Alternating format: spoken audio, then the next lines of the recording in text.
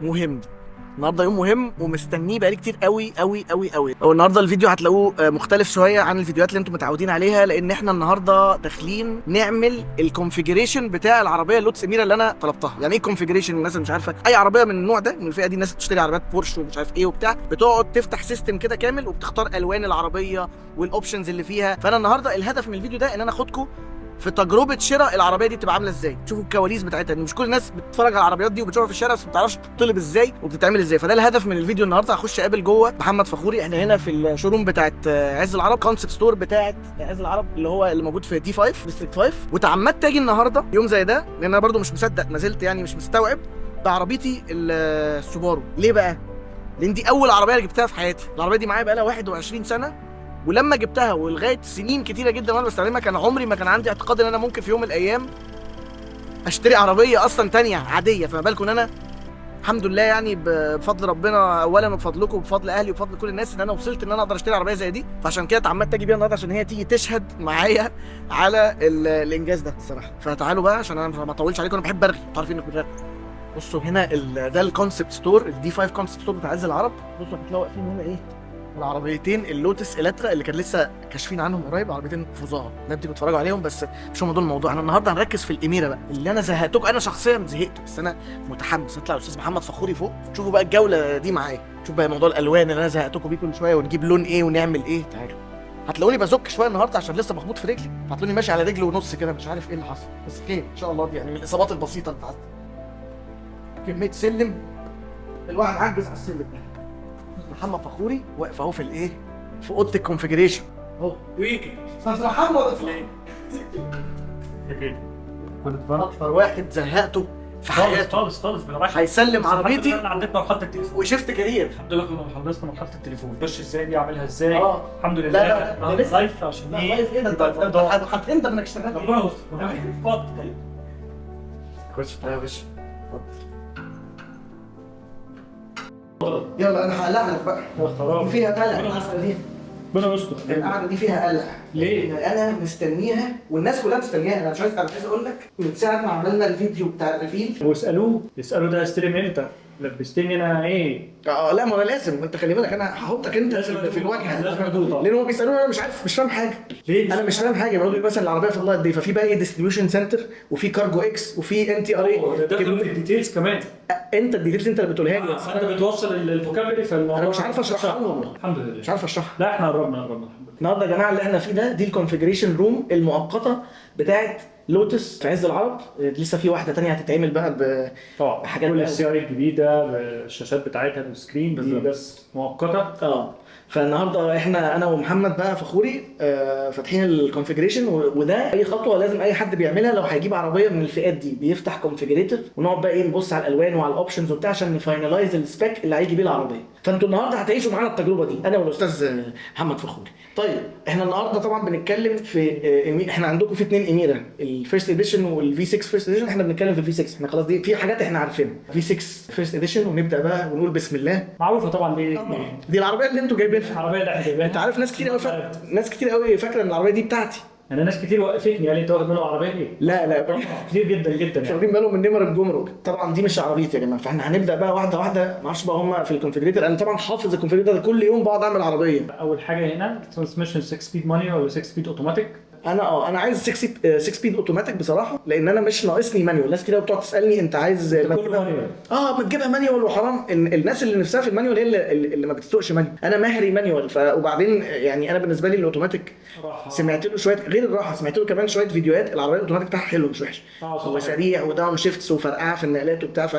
فاديني اوتوماتيك حتى لو هو بفلوس زياده. انا مش اوتوماتيك. هندفع حته زياده مش مشكله. طبعا ده تاني حاجه ده الشاسي بتاع العربيه في نوعين، في التورينج وفي السبورت. السبورت ده اللي طبعا بيبقى طاف جدا، بتبقى كل حاجه سبورت في العربيه.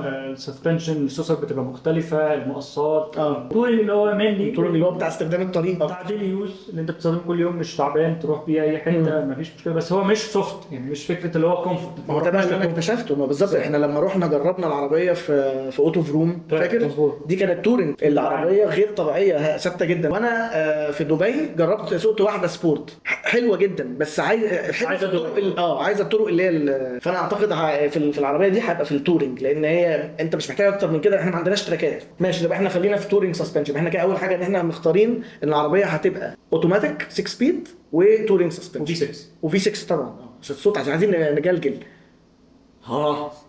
هنا بقى دخلنا الخطوره. طبعا احنا عندنا 13 لون، فانا كل يوم عندي 13 مكالمه الحمد لله. العميل واحد بس. ليه رايك في ده مع ده؟ ايه رايك في ده مع ده؟ فاتمنى النهارده ان شاء الله توكيل يعني نوصل يعني لون معين. ما احنا هنوصل. بص انا هقول لك همشي لك في الالوان لون واقول لك وجهه نظري، معلش عشان الناس تفهم برضه. اقول لك وجهه نظري وانت برضه علق لو انت رايك معايا. في يا جماعه 13 لون، انا بجد العربيه دي ما فيش ولا لون عليها وحش من وجهه نظري، كل الوانها خطيره، بس انا عندي حاله حيره فظيعه، فهاخدكم معايا برضه في التفاصيل دي. دلوقتي اول واحد الهاثر يالو ده لون صايع جدا، شغال حطه كده. طبعا خطير مميز وجامد جدا. مشكلتي مع الهاتر يالو ايه؟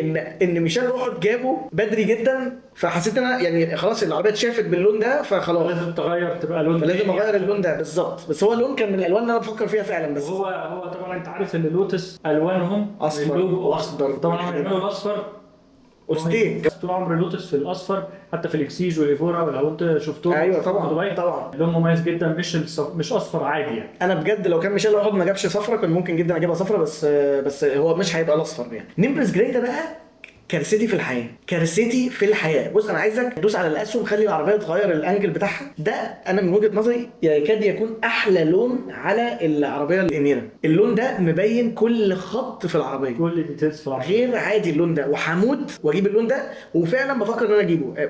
المشكله الوحيده اللي فيه ان انا ال 350 زد لونها جراي، نفس الديجري بتاعت السوبارو سيلفر، الزد 4 ان شاء الله لما نخلص فلوسها سيلفر. فكل عربيات سيلفر هي مش حاجه وحشه انك تبقى راكب كله نفس اللون، بس حاسس ان انا قلقان من الحته دي شويه. بس انت مقتنع ان هو من احلى الالوان اللي في العربيه؟ دوس تاني كده. كل اللاينز وكل الفتحات حتى اللي في العربيه كلها باينه. بصوا اللاينز كل حاجه باينه. فخطير. فالنيمبس جراي ركزوا فيه، لان ممكن تلاقوا العربيه جت نيمبس جراي عادي، بس ده من اكتر الالوان اللي نفسي فيها، بس هو ده اللي مفرملني عنه شويه. عندنا بعد كده الشادو جراي لون حلو في الاميره، بس لون جراي فاللي هو مش مميزها قوي عادي، فهنسكيب الشادو جراي. ممكن تلاقي عربيات تانية نفس اللون مش اكزوتيك ماشي، لمسه شارك مثلا الشادو جراي مثلا سوبر اكشن. فلا سيبك من الشادو جراي. دارك فيردنت مشكله حياتي برضو. دارك فيردنت كان من الالوان اللي انا نفسي اجيبها قوي، لون رهيب، وده من عشاق الالوان في يو كي يعني. هو زي البريتش ريسنج والحاجات دي، حتى انت لابس نفس بالظبط كده. ما انا مع العلامه الانجليزيه. انا فكرت فيه جدا اللون ده، بس انا مشكلتي الوحيده برضو فيه ان هو غامق قوي. هو بالليل اقرب للاسود بالظبط. ومش بالليل، انا رحت الشوروم في دبي، كان عندهم واحده في الشوروم جوه الشوروم باضاءه الشوروم في زوايا معينه باين اسود. فالناس اللي بتحب الاخضر الغامق قوي هتحبه، لكن انا كنت عايزه اخضر ملعلط في عبده كده زي بتاع الالترا. فهو ده اللي فرملني على الدارك فيردنت. بس برضو من الالوان اللي ممكن اخد فيها الخطوه. انا ليه بقعد اقول لكم كده كل شويه؟ لان الفيديو ده انتوا هتعرفوا حاجات كتير عن العربيه بس مش تعرفوا اللون. ليه بقى؟ علشان خاطر لما العربيه تيجي تبقوا برضو عايزين تتفاجئوا، عشان ما احرق لكم مش دلوقتي، فانا رخم معلش. اللي بعده بقى ده يعتبر يكاد يكون ماي فيفورت، السانيكا بلو. ده اللون ده بقى اللي بيعجبني فيه ايه بقى؟ ان هو مفيش عربيات عاديه اللون ده. هو كام براند بس هو اللون ده يعني بالظبط. واللي اقنعني باللون ده جدا عربيه يحيى رشدان جي تي 3، لان هي في النور في الصبح الشمس الساحل بتاع العربيه. في جي تي 3 كتير قوي ماشيه معانا، فهي كده لوحدها عامله طريق بالظبط. فده مشكلتي الوحيده اللي مع السانيكا بلو، ان انا ما اعرفش ساعات بصحى من النوم الصبح عايز اغيره، بالذات كمان ان هو اللونش كولر بالظبط. يعني العربيه تم تقديمها رسميا باللون ده، فبحس كده ان انا ما تعبتش في الفكره. صفحه ايوه انا عايز من دي. فده برضه من الالوان اللي احتمال تبقى العربيات اللي هو كده يعني. ماجمارات بقى ده اللون اللي انتوا عندكم، العربيه الديمو بتاعتنا اللي عملنا بيها كل حاجه حلو قوي، وبيفكرني بالعربيات المكلارين، وهو شيك قوي يعني. انا بالنسبه لي انا طول عمري واحد ما بحبش درجه النبيتي. هو ده مش احمر قوي. ايوه اللي هي النبيتي او كده. فعشان كان زمان احنا في مخيلتنا لون النبيتي ده كان بيظهر على كام عربيه كده وبيبقى شكله يعني جده شويه. فلا هو اختلف خالص يعني. في الطبيعه كلنا شفناه مختلف خالص، حتى في التراك شفناه مختلف. لا في عمق اللون وتحسه مكلارين في نفسه كده، وبالذات لو ببلاك باك كمان بالسقف الاسود هيبقى رهيب. ده برضه من الالوان اللي انا بفكر فيها قوي يعني. انا دلوقتي عطلان ما بين الماجما ريد والسانيكا بلو والنيمبس جراي. دول اكتر 3 الوان عمال بصحى كل يوم الصبح واقعد اقول ايه يا رب مش عارف اعمل ايه يا رب. فخير. ايه اللون اللي بعده؟ عندنا بعد كده فيفيد ريد. الفيفيد هيسوق احمر بقى. ده خطير من وجهه نظري. خطير. وبدات صور ليه تظهر. مشكلتي معاه ان انا حاسس ان انا بقلد عربيه فراري.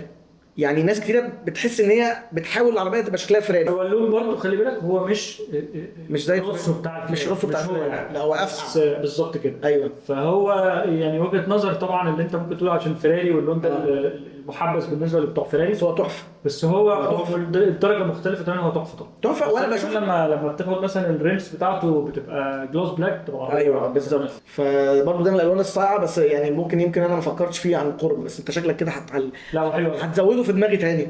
بعد كده عندنا بقى الميست وايت. الميست وايت مشكلتي معاه الابيض عامه ان هو بيفكرني الايفورا كانت لونش كولرز كان اللون كده بتاعها فبحس ان العربيه شكلها ادم بالابيض. بس دي حاجه نفسيه يعني. بس هو الابيض حلو بس انا مش هفكر في الابيض يعني. مش عايز اجيبها بيضه الصراحه. بعد كده ميريديان بلو ده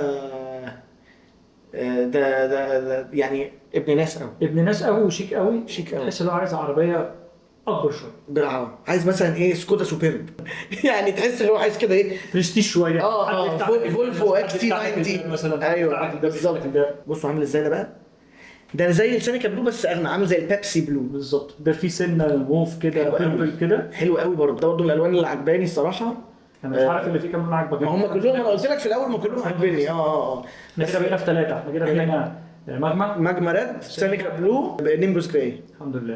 انا كنت معانا وده يعني ممكن تفكر فيه بقى يعني. ممكن ليه لا. بقوا 4. اوسيميوم سيلفر لا مش حلو طبعا العربيه بس انا مش زهقان من الفضي يعني. انا النيمبس جراي عاجبني عشان هو لون صايع قوي في الفضي. السيلفر بتاع الاميره ده فيه لون سيلفر صريح. فانا مش وحشني السيلفر فعادي فممكن ويكت سكيب. والبلاك انا اصلا بكره العربيات السوداء. اصلا ما بحبش العربيات السوداء خالص الا في الاميره. يعني لون الاميره في الاسود عشان ما بتحبش اللون الاسود ولا ما بتحبوش بيتطرب بسرعه وبيتخربش وبعدين بيبقى كاتم العربيه مش باينه. بس مش عارف ليه هو في الاميره يعني شغال حلو. فاهم انت؟ هو شغال عشان اللوجو الاصفر.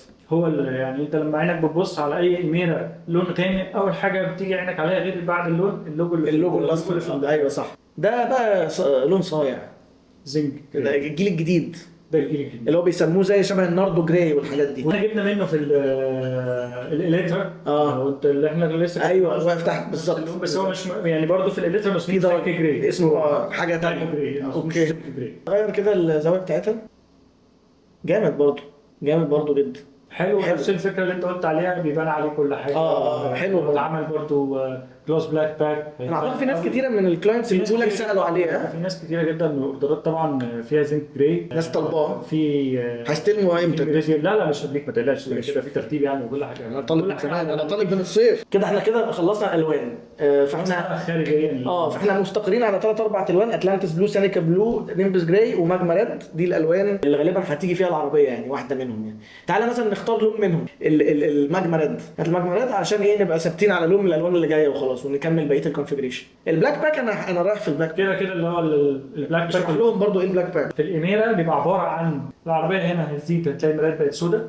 جامد. بص بتتحول. ايوه طبعا بتتحول. احلى زميلتك مش احلى يا كريم صح. كريم معانا على الكاميرا النهارده عايزين نسمع له تحيه عشان ايديه خدلت بس احلى بنزين الصراحه. صح. وكمان بيجي كلمه لوتس من ورا بيبقى لونها اسود. اللاترز والشكمانين بيبقى لونهم اسود بالظبط. والمرايات. فطبعا بتفرق قوي كمان في مش في الالوان دي. يعني انت لما تيجي تطلبه مثلا في لون غامق مش هيبان قوي. لما تيجي تطلبه في ماجما ريد تيجي تطلبه مثلا في زين جراي تيجي تطلبه في الفيفت ريد هتلاقي الموضوع اللي انت قسمت العربيه بطريقه بيبقى شكلها حلو قوي. بس انا هروح بلاك باك. فاختار بلاك باك. ده بفلوس بتصرف نهار اسود. لا انا ما يفرقش معايا الحمد لله اني لحقت الفيرست اديشن الحمد لله. هنا بقى عندنا بقى بعد كده الويلز سيلفر. ده زي كان جاي في الماجما ريد بتاعتنا. فضي عادي. بعد كده في منه هو نفس الشكل والديزاين وكل حاجه بس جلوس بلاك.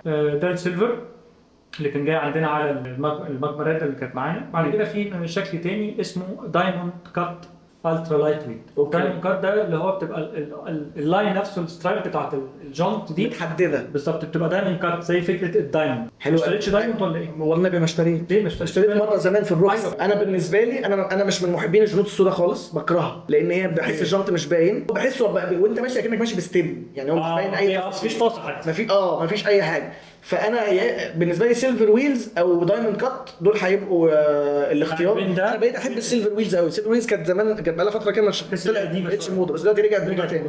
ميزه الدايموند كات ان هو برده في جزء سيلفر، فهيبقى واخد ما بين الاثنين. بعد كده عندنا التايرز. كده طالما اخترنا تورينج سسبنشن هيجي لنا كاوتش جودير. سبورت سسبنشن بيجي بميشلين كاب توز اللي هي الكاوتش العنيف، فاحنا هنبقى معانا جودير لان احنا طالبين تورينج سسبنشن. في بقى الكاليبرز. طبعا احنا عارفين ان احنا كده في الفيرست اديشن احنا كل الحاجات اللي احنا بنختارها دي كلها فور فري، يعني لما بنختار بين الكاليبر والكاليبر مفيش فلوس. بنختار بين الجونت والجونت مفيش فلوس. لكن مثلا حاجه زي الجلوس باك باك ده في فرق فلوس. طبعا هو بيدفع عادي فدفع فرق فلوس في الجلوس باك. الحساب بقى فيه صدى صوت دلوقتي، زي سامع صدى الصوت ده؟ ليه؟ ده صوت الحساب عندي بتاع البنك دلوقتي. بعتوا لي النهارده البنك مسج، لقيت مسج جاي من البنك قال لك لاستمرار وجودك في عملاء الويلز يجب اللي قلت له انا جاي هحاول حاضر. الكاليبرز بتيجي بالوان، في سيلفر، هم سيلفر واسود، سيلفر وبلاك. ادي السيلفر احنا شفناه اهو. وكلمه لوتس طبعا عليه بتبقى بالاسود، وهنا بعد كده في البلاك، في اللي كلنا عارفينه طبعا الاحمر وكل الناس عملته بالظبط. وكلمه لوتس بتبقى بالاسود، وبعدين عندنا يالو. انا اديني بقى اللي حب انت كده. ليه بقى احب ليه؟ عشان انا راجل محروم، لان انا كنت زمان افشخ عربيات بتشوفها كانت تلاقي الكاليبر لونه اصفر. وكانوا قليلين جدا. كله احمر ولا حاجه خالص. الاحمر ده لكن الاصفر ده اللي هو انا بنتقم بقى. ما انت بتحوش كل اللي حصل هتنزله في العربيه بالظبط. وبعدين لما تفكر فيها كاليبر اصفر على السينيكا بلو او على الليمبس جراي او على الماجما ريد كلهم هيبقى ليه. فانا يالو كاليبر. دي معلومه ليكم بقى عشان خاطر الايه. احنا كده خدنا معلومتين، لوس بلاك باك ويالو كاليبرز بالظبط. والجنط يا سيلفر يا دايموند كات. يلا على خيرة الله. العربيه مش شرط تبقى ماجما ريد، انا بس سايبينها كده ليكم، لكن هي ممكن تبقى لون تاني عشان بس تبقوا عارفين. ممكن تبقى 1 ولا 4 اللي احنا قلنا عليه. جوه برضو في الانتيريور برضو من ضمن الحاجات اللي هي في الفيرست اديشن انت بتختار يا نابا ليزر، بتختار بين البلاك نابا ليزر والايس جراي. ده الايس جراي ده اللي هو اللون الابيض. في اللي هو الريد، وفي امور قوي ده التان ده اللي هو كان جاي برضو في العربيه. ده كان جاي في العربيه الموجوده هنا. بعد كده في بقى الكانتارا اللي هو الشموا ويز جراي ستيتشنج ويز ريد ستيتشنج، وفي الكانتارا ويز يلو ستيتشنج. ده بيبان جلد وصوص الكانتارا. ريجاردنج موضوع الكانتارا ده انا بالنسبه لي قضيه مقفوله. انا مش هروح للفرش الجلد، لان برضو اختياري للالكانتارا نفس سبب اختياري للكاليبر الاصفر. افشخ عربيات بتبقى الكانتارا. عشان تحول العربيه من ليزرز لالكانتارا، من ناحيه الالكانتارا بتدفع ارقام كبيره جدا بالزبط.